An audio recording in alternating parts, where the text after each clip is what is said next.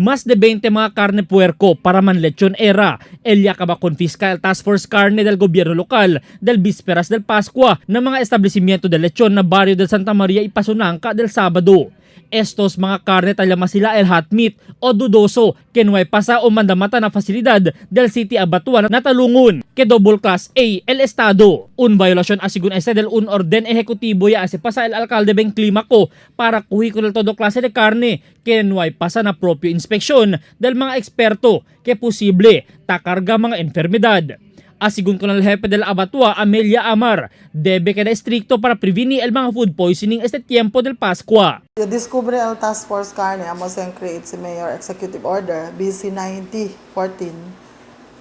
Kay mucho illegal slaughterhouses can operate within the city.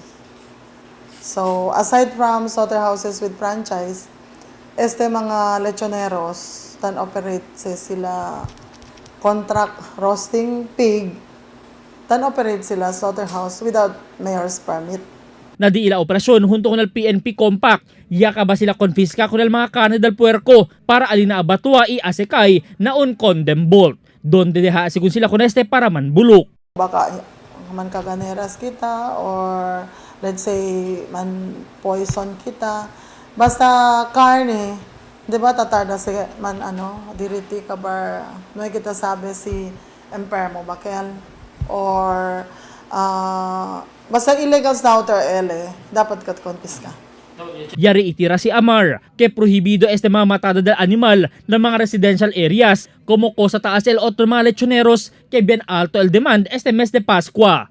Taapela yung con el publiko, especially con el mga meat vendor, meat shop operators, slaughterhouse operators, lechon stand vendor, contractor roasting pig, and meat processor na matagat LDI na todo animal akina slaughterhouse.